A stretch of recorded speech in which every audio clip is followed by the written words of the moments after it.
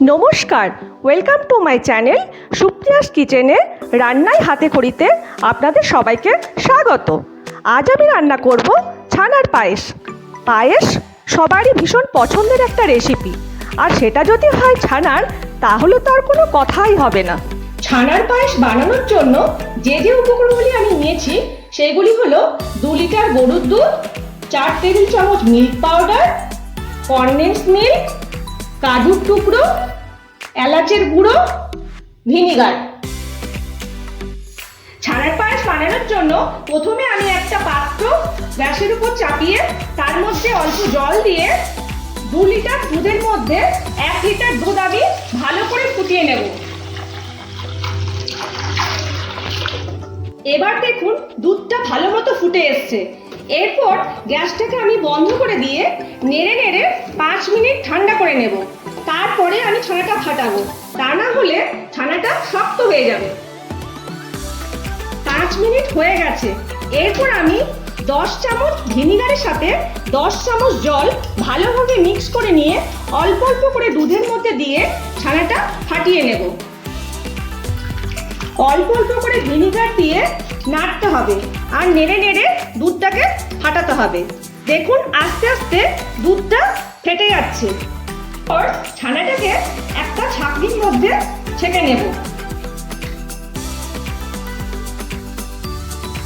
এরপর ছানাটাকে ছেঁকে নিয়ে ঠান্ডা জল দিয়ে 2-3 বার ভালোভাবে ধুয়ে নিতে হবে, তা না হলে ভিনিগারের গন্ধটা থেকে যাবে এবং ছানার পায়েসটাও ফেটে যাওয়ার সম্ভাবনা থাকবে। এরপর ছানা থেকে জলটাকে চিপে চিপে বের করে নিয়ে আধ ঘন্টা রেখে দেব, যাতে জলটা খুব ভালোভাবে বেরিয়ে যায়। অন্য একটা পাত্র গ্যাসে চাপিয়ে এরপর 2 লিটারের মধ্যে 1 লিটার দুধ যে বেঁচে ছিল সেটা ভালো করে ফুটিয়ে নেব।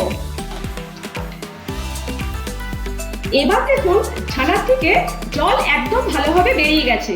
এরপর আমি ছানাটাকে একটু হাত দিয়ে মেখে নেব। এরপর ছানাটাকে হাত দিয়ে ভালোভাবে মেখে নেব।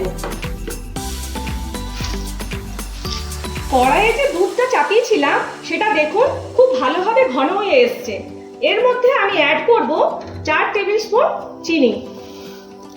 এরপর চিনিটাকে খুব ভালোভাবে নেড়ে গলিয়ে নেব। এরপর মিল্ক পাউডারটা আমি ঠান্ডা দুধ দিয়ে ভালোভাবে গুলে নেব। এরপর মিল্ক পাউডারটা দুধের মধ্যে মিক্স করে নেব। এরপর আমি এর মধ্যে কিছু এলাচের গুঁড়ো ছড়িয়ে দেব। এরপর আমি এর মধ্যে 4 tablespoon condensed milk add করব।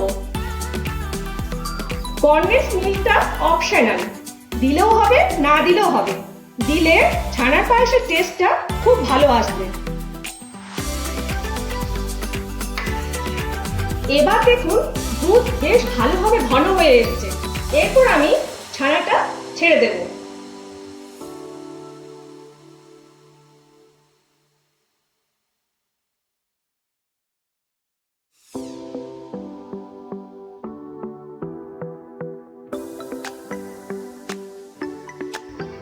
ছানাটা দেওয়ার পর একটুখানি নেড়ে নিয়ে ছানার কাঁচা ভাবটা কেটে গেলে এটা নামিয়ে নেব।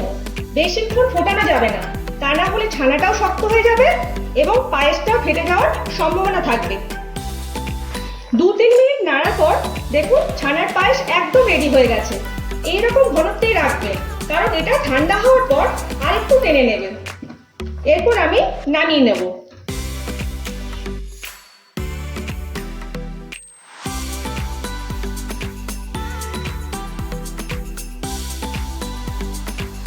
এরপর গার্নিশিং এর জন্য ওপর থেকে একটু এলাচের গুঁড়ো,